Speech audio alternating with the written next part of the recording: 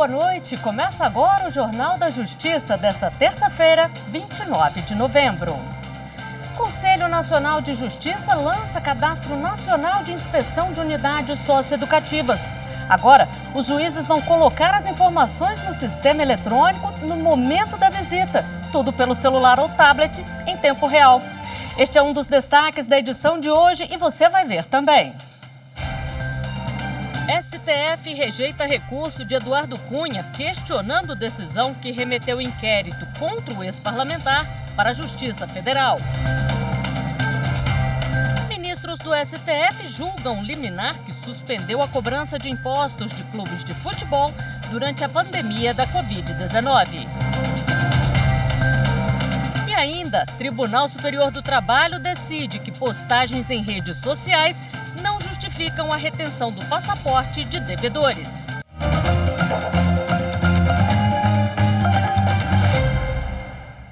Os ministros do Supremo Tribunal Federal estão julgando em sessão virtual a ação que questiona normas sobre cargos comissionados no Legislativo paranaense. Eles também analisam a liminar que suspendeu a cobrança de impostos de clubes de futebol durante a pandemia da Covid-19. O prazo para encerrar o julgamento dos dois casos termina nesta sexta-feira. A Associação Nacional de Clubes de Futebol foi que entrou no Supremo pedindo que fosse declarada a inconstitucionalidade do artigo 1º da Lei 14.117 de 2021. A norma determina a suspensão do pagamento de parcelas das dívidas de clubes de futebol que aderiram ao Programa de Modernização da Gestão e de Responsabilidade Fiscal do Futebol Brasileiro, o Profut, criado em 2015.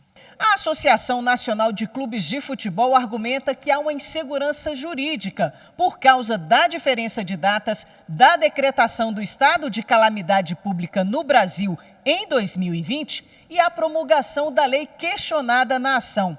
Alega ainda que o fechamento de estádios por conta de restrições sanitárias afetou as receitas. Em dezembro do ano passado, o relator do processo, ministro Gilmar Mendes, concedeu liminar mantendo a suspensão de parcelas devidas por clubes de futebol durante a pandemia. O caso, então, foi levado para julgamento em sessão no plenário virtual. O ministro Gilmar Mendes confirmou a decisão liminar, julgando parcialmente procedente o pedido para afastar qualquer interpretação ao artigo questionado que condicione os efeitos da suspensão de exigibilidade dos parcelamentos ao término da vigência do estado de calamidade pública por causa da Covid-19. Também destacou que, dada a mudança no cenário atual pós-pandemia, fica restabelecida a exigência das parcelas autorizadas pela Lei de Responsabilidade Fiscal do Esporte, de 2015, a contar do julgamento definitivo desta ação. O prazo para encerrar o julgamento termina na sexta-feira. Também está em análise no plenário virtual uma ação proposta pelo Conselho Federal da Ordem dos Advogados do Brasil, questionando leis do estado do Paraná. Essas normas criam, extinguem e transformam cargos efetivos, bem como cargos em comissão, do Poder Legislativo Estadual. O processo começou a ser julgado em 2021. O relator é o ministro Marco Aurélio, que antes de se aposentar, votou no sentido de julgar improcedente o pedido da OAB e assim declarar constitucionais as leis questionadas, afastando a alegação de criação desproporcional de cargos comissionados na Assembleia Legislativa do Paraná. O julgamento foi retomado agora. O ministro Gilmar Mendes abriu divergência. O prazo para encerrar termina na próxima sexta-feira. A Procuradoria-Geral da República entrou com 3 ações no STF contra normas que regulamentam a cobrança de taxas de prevenção e extinção de incêndios. 2 ações são contra leis dos estados de Pernambuco e do Rio de Janeiro e tem como relator o ministro Edson Fachin. A outra questiona normas do município de Itaqui, no Rio Grande do Sul, e foi distribuída ao ministro Luiz Roberto Barroso. Em comum, a Procuradoria-Geral da República aponta que as leis violam a previsão constitucional de que a criação de taxa deve estar vinculada ao exercício do poder de polícia ou ao uso de serviços típicos de segurança pública, de prevenção e de extinção de incêndio e outros riscos. Para a PGR, são atividades que, em razão de sua natureza, devem ser financiadas por meio de impostos.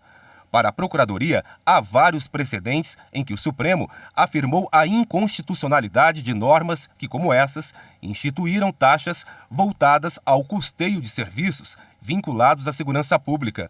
No caso do Rio de Janeiro e do município gaúcho, também é questionada a cobrança de taxa para a emissão de certidões e atestados, o que, segundo a PGR, contraria a Constituição, que estabelece expressamente a gratuidade de certidões como garantia fundamental dos cidadãos. O Supremo rejeitou o recurso em que a defesa do ex-presidente da Câmara dos Deputados, Eduardo Cunha, questionava a decisão que remeteu para a Justiça Federal o inquérito sobre uma suposta atuação contra o Grupo Chain. Por unanimidade, os ministros do Supremo seguiram o voto do relator, ministro Gilmar Mendes. Ele rejeitou os embargos de declaração feitos pela defesa de Eduardo Cunha contra a decisão que remeteu para a Justiça Federal do Distrito Federal a competência para julgar o inquérito em que é acusado de corrupção. Ao votar, Gilmar Mendes ressaltou que o recurso não pode ser usado em situação de inconformismo com o resultado do julgamento. Este é o segundo recurso que a defesa do ex-presidente da Câmara dos Deputados questiona a tramitação do inquérito em que Eduardo Cunha é acusado de constranger empresários da construtora Chain a pagar vantagens indevidas. Em julho do ano passado, também por unanimidade, o plenário virtual do STF negou o seguimento de um outro agravo contra a decisão que remete o caso à Justiça Federal. O Conselho Nacional de Justiça lançou o Cadastro Nacional de Inspeção de Unidades Socioeducativas. Agora os juízes vão colocar as informações na plataforma eletrônica do CNJ no momento da visita, tudo pelo celular ou tablet e em tempo real. Crianças e adolescentes que cometem roubo, homicídio ou tráfico de drogas, por exemplo, não vão para a cadeia. Eles são levados para unidades e estabelecimentos conhecidos como socioeducativos. O número de menores infratores internados em 2021 chegou a 13.700, segundo o Anuário Brasileiro de Segurança Pública. Para se verificar as condições em que eles vivem, o Conselho Nacional de Justiça estabelece que as unidades passem por uma inspeção a cada 2 meses. O momento da inspeção pode ser o único instante em que as referidas narrativas chegam às autoridades de forma direta, com resguardo aos direitos dos socioeducandos, que por vezes são vítimas de violência e tortura institucional executada pelos próprios monitores ou servidores que deveriam resguardar a integridade física e psicológica dessas pessoas. Nesta terça-feira, o CNJ lançou um novo Cadastro Nacional de Inspeção e Programas Socioeducativos por videoconferência. A diferença para o sistema antigo é que esse é um modelo eletrônico do Conselho, único para todo o país, que pode ser preenchido pelos juízes de forma online, por celular ou tablet, e será atualizado a cada nova inspeção.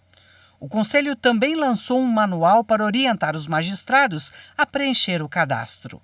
O coordenador do Departamento de Monitoramento e Fiscalização do Sistema Carcerário e Socioeducativo do CNJ falou sobre a importância das inspeções. Os espaços de privação de liberdade são, por sua natureza, ambientes potencialmente propícios à ocorrência de violações de direitos humanos, como a tortura. Logo, paralelamente, reconhecemos a necessidade de que esses locais sejam monitorados e, portanto, estejam constantemente expostos ao escrutínio externo.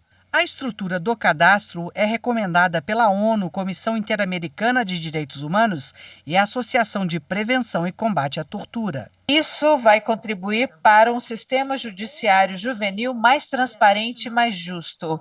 Também vai contribuir para as políticas públicas mais justas, para aumentarem a proteção das crianças e jovens e também vai dar uma resposta melhor às suas necessidades. E ainda na sessão de hoje, a presidente do Conselho Nacional de Justiça, ministra Rosa Weber, prestou homenagem ao ministro Gilson Dipp, do Superior Tribunal de Justiça, que morreu nesta segunda-feira.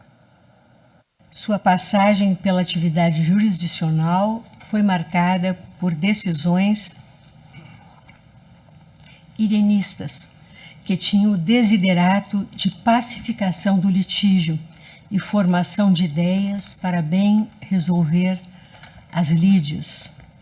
E nesta seara foi a definição encarnada do jurisprudente. As instituições são impessoais, mas são pessoas que fazem as instituições.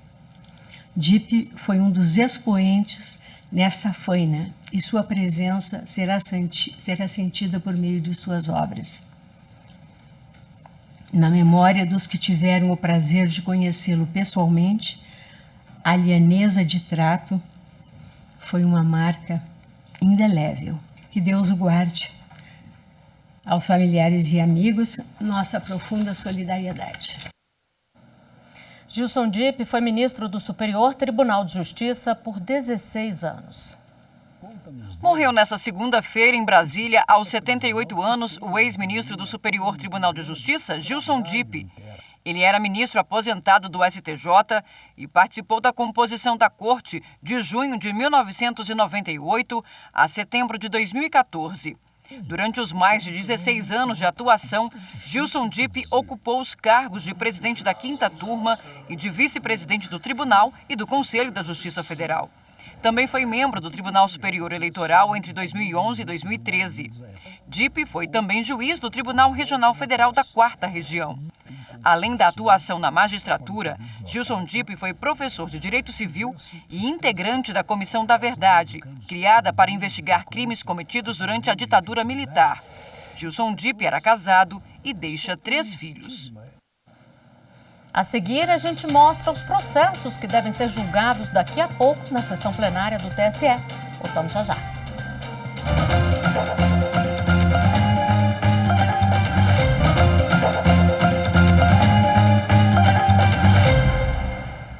Logo mais, depois do Jornal da Justiça, tem a transmissão ao vivo da sessão plenária do Tribunal Superior Eleitoral. O repórter Guilherme Glória traz pra gente os destaques da pauta de julgamentos. Na sessão de hoje, o Tribunal Superior Eleitoral deve julgar 6 recursos. Um deles referente às eleições desse ano. A matéria trata do pedido de registro de candidatura do deputado estadual Márcio Roberto da Silva, do Republicanos da Paraíba. A candidatura foi impugnada porque o Tribunal de Contas da União, o TCU, desaprovou as contas do candidato como gestor público. Ainda pesa contra ele uma condenação por improbidade administrativa. Essas questões se enquadrariam na lei de inelegibilidades. A sessão começa logo mais, às 7 da noite. A 3ª turma do Superior Tribunal de Justiça decidiu que credor fiduciário não é parte obrigatória no polo passivo de ação para rescindir compra de imóvel. Para o colegiado, se o direito de propriedade do credor fiduciário não é atingido e ele, o credor, não é prejudicado em nenhuma hipótese, não há razão que fundamente a formação de litisconsórcio necessário. Na origem, um apartamento em construção foi adquirido por meio de alienação fiduciária. Além do atraso na entrega da obra, foram verificados vários problemas estruturais, o que levou os órgãos competentes a interditarem o prédio e cassarem o habite. Na ação de rescisão contratual, as instâncias originárias entenderam que não era necessária a presença do banco financiador do negócio, credor fiduciário, no polo passivo, pois a matéria discutida no processo não se relacionava com o financiamento. A incorporadora foi condenada a devolver as parcelas pagas pela compradora do apartamento e a pagar o restante diretamente ao credor fiduciário. Ela, então, interpôs recurso especial aqui no STJ. A terceira turma negou o provimento ao recurso. A relatora, ministra Nancy Andrighi, observou que os efeitos da decisão judicial não violam o direito material do credor fiduciário, ao qual a propriedade do imóvel continua pertencendo até que esteja quitado o contrato de alienação fiduciária, obrigação que passou a ser da incorporadora e não mais da compradora. Além disso, ressaltou que o objeto da lide não alcançou o direito material do credor fiduciário, razão pela qual não há fundamento para a formação de litisconsórcio necessário. Em outro julgamento, a terceira turma decidiu que a existência de testamento não impede inventário extrajudicial, desde que os herdeiros sejam capazes e concordem com o procedimento. Para o colegiado, mesmo havendo testamento, é admissível a realização de inventário e partilha por escritura pública quando todos os herdeiros são capazes e concordes. No caso dos autos, foi requerida a homologação judicial de uma partilha realizada extrajudicialmente com a concordância de todas as herdeiras. Na oportunidade, foi informado que o testamento havia sido registrado judicialmente. O juízo de primeira instância negou o pedido de homologação sob o argumento de que, havendo testamento, deve ser feito o inventário judicial, conforme previsto no Código de Processo Civil, não podendo ser substituído pela simples homologação de partilha extrajudicial. A decisão foi mantida pelo Tribunal de Justiça do Rio Grande do Sul. No recurso dirigido ao STJ, as herdeiras sustentaram que são capazes e concordes. Por isso, o inventário e a partilha poderiam ser feitos por escritura pública. A relatora ministra Nancy Andrighi observou que a tendência da legislação é estimular a autonomia da vontade, a desjudicialização dos conflitos e a adoção de métodos adequados de resolução das controvérsias, ficando reservada a via judicial apenas para os casos de conflito entre os herdeiros ou quando algum deles é considerado incapaz. O grupo de apoio ao Tribunal do Júri está realizando uma oficina para promover a troca de experiências e aprimorar a atuação de promotores e procuradores.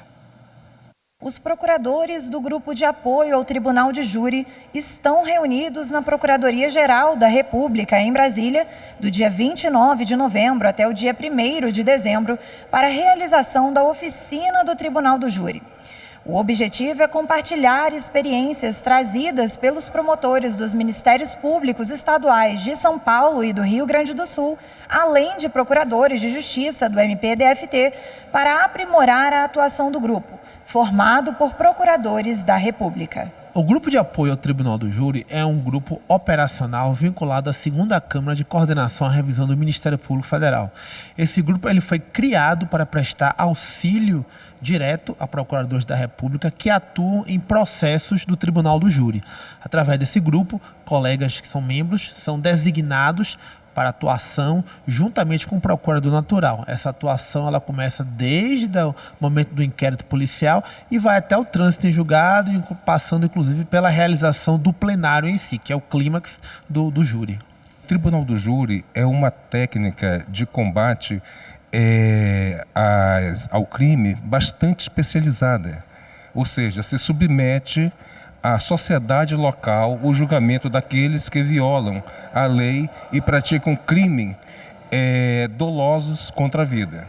Esses crimes dolosos contra a vida são julgados exatamente pela comunidade local.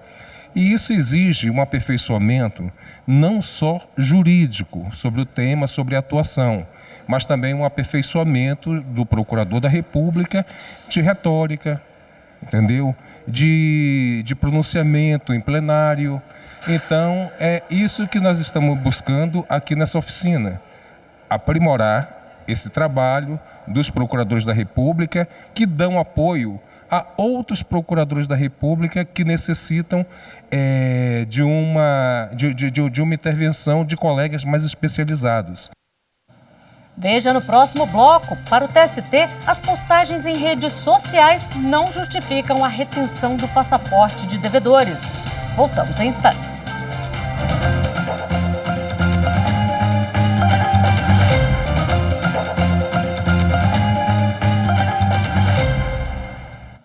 O Tribunal Superior do Trabalho decidiu que postagens em redes sociais não justificam a retenção do passaporte de devedores.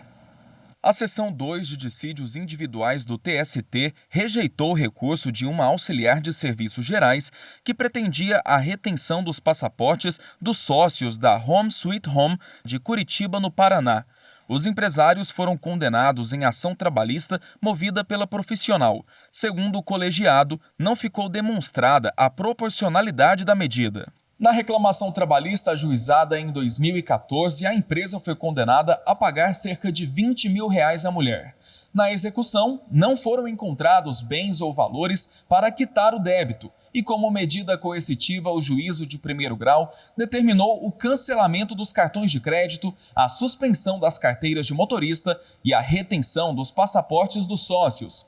Contra a decisão, os empresários entraram com habeas corpus, alegando que a suspensão da CNH e dos passaportes restringia o direito de ir e vir.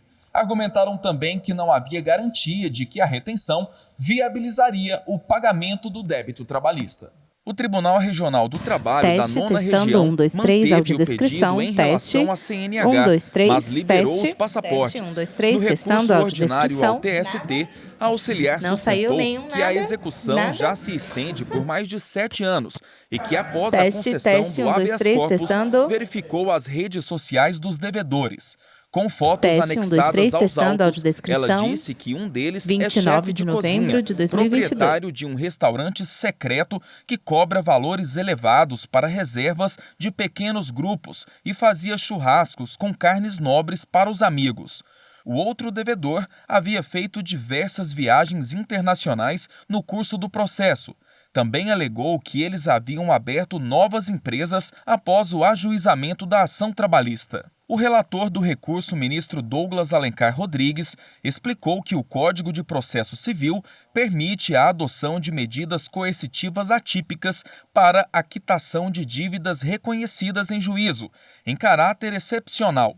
Segundo ele, esses métodos são adequados quando houver indícios de ocultação patrimonial.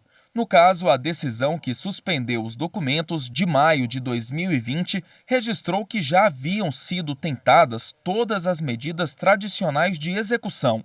Contudo, não havia nenhuma indicação de que os devedores estariam ocultando bens, nem de que o padrão de vida revelasse patrimônio suficiente para satisfazer a execução. Para o ministro, a retenção dos passaportes não deve ser empregada como punição dos devedores. A decisão foi unânime. Nos 10 primeiros meses deste ano, 135 mulheres foram vítimas de feminicídio em Minas Gerais. A violência doméstica foi o principal tema de discussão da 22ª Semana da Justiça pela Paz em Casa, organizada pelo TJ Mineiro. O evento virtual reuniu representantes de instituições públicas que trabalham na rede de enfrentamento e atendimento às mulheres vítimas de violência doméstica. Na live de abertura da 22ª Semana da Justiça pela Paz em Casa, organizada pelo Tribunal de Justiça de Minas Gerais, o tema foi a igualdade de gênero, educação e a responsabilização. É uma forma de divulgar Teste 1, 2, 3, o testando, que é audiodescrição. doméstica, Não. como combater, Superintendente da comissão. Quais as ações que podem ser tomadas para evitar a violência. Também é voltada para o incremento de julgamentos de processos em que tem violência doméstica e familiar, júris de feminicídio, julgamentos de outras formas de violência, concessão de medidas protetivas, então é um incremento de julgamentos. O evento foi criado em 2015 pelo Conselho Nacional de Justiça, em parceria com os tribunais de justiça. A campanha conta com 3 edições por ano, em março, agosto e novembro. A mulher ainda é exposta a uma série de preconceitos e exposta também a uma série de agressões morais, de assédios morais, físicos, no âmbito das relações afetivas, especialmente no âmbito familiar. Isso agride especificamente a mulher, mas também o entorno de toda a família.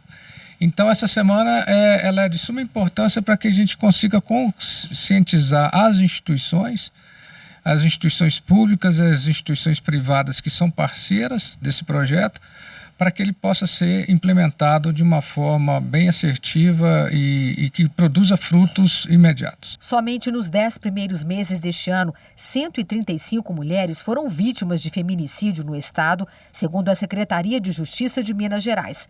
Ou seja, a cada mês, pelo menos 13 mulheres morrem assassinadas por companheiros ou ex-companheiros. Um levantamento feito pela Polícia Civil de Minas Gerais mostra um outro número preocupante. 90% das mulheres vítimas de feminicídio de 2019 a 2021 não tinham nenhuma medida de proteção.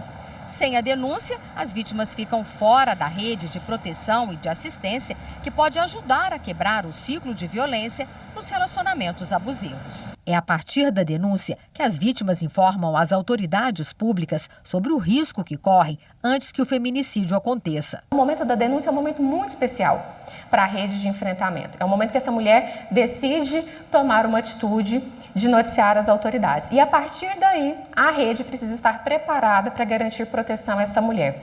Seja no momento emergencial da denúncia, da proteção policial, das medidas protetivas de urgência, até o encaminhamento direcionado para os atores da rede que são mais pertinentes para aquele caso concreto. Especialmente quando essa mulher tem um filho, que é uma vítima indireta ao mínimo da violência, quando essa mulher precisa de recobrar os seus vínculos familiares de um período após um isolamento de seus familiares, de seus amigos. E também pensar que essa mulher precisa de uma independência financeira, de uma autonomia financeira e, portanto, uma inserção no mercado de trabalho para que ela consiga se manter nesse processo de retirada de um relacionamento violento. E o tempo é fundamental para quem corre risco de vida. A resposta precisa ser rápida e eficiente para quebrar o ciclo de violência. Para atender exclusivamente essas vítimas, o Tribunal de Justiça de Minas Gerais criou a primeira Câmara Criminal no país especializada em violência doméstica. Em apenas 10 meses, foram julgados 15 mil processos. A gente evita a prescrição, porque muitas vezes os processos prescrevem aqui no tribunal, porque são demandas de penas pequenas, relativamente pequenas, mas muito graves, e passa, tramita na primeira instância. E quando chega no tribunal, já está na beirada. Se a gente não der uma decisão rápida, vai prescrever aqui, nas nossas mãos. Então, isso é muito preocupante. E a mulher, ela tem uma dificuldade muito grande de denunciar uma violência. E quando ela tem esse movimento, que ela consegue denunciar, ela tem que ter uma resposta da justiça. É muito importante. Esta edição do Jornal da Justiça fica por aqui. Obrigada pela companhia. Uma boa noite para você.